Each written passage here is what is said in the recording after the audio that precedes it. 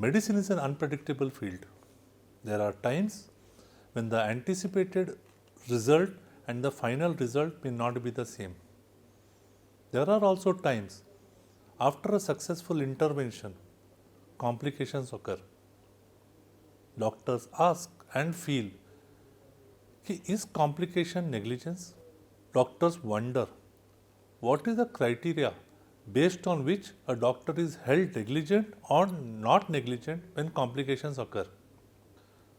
In a recent judgment from the State Commission, the patient, a known patient of hypothyroidism, was registered for ANC with the obstetrician, a government doctor.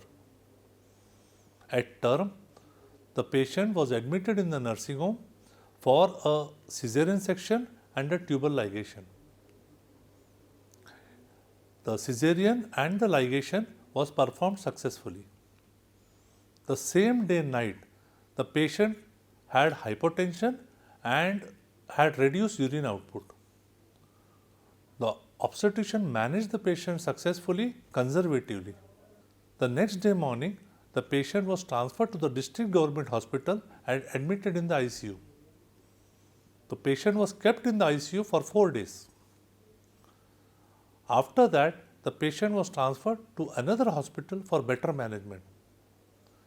A CT scan at the other hospital revealed a subacute intestinal obstruction, ascites, and a hematoma in the rectus sheath of the left side.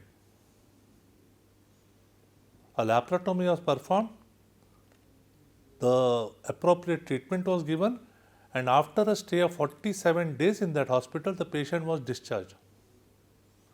The husband of the patient filed a case of negligence against the doctor and the hospital. The obstetrician did not contest the case. The court held the obstetrician and the hospital negligent. Friends, courts are aware medicine is an imperfect science. Courts know in this imperfection there are bound to be complications. What does a court see when an anticipated complication occurs? 1.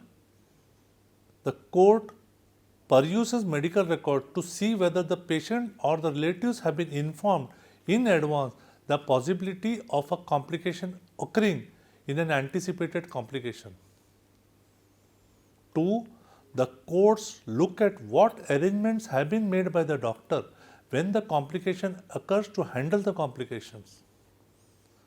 3. The court looks at whether the doctor has identified the complication and informed the complication to the relatives or the patient himself. And last but not the least, 4th, the court looks at whether the doctor tried to correct the complication or tried to avoid treating the complication by either transferring the patient or discharging the patient. The court asked the obstetrician, while this patient of hypothyroidism was operated in a nursing home without an ICU facility and related specialties to handle the complication. Furthermore, the court observed that the patient was transferred to the district government hospital, but nothing proactive was done by the obstetrician other than grouping and cross-matching of blood. And also, the court, after perusing medical records, asked when the patient was transferred to the other hospital, no reason was given or mentioned in the medical records for the transfer. For all these above mentioned reasons, the court held the obstetrician specifically negligent. Thank you.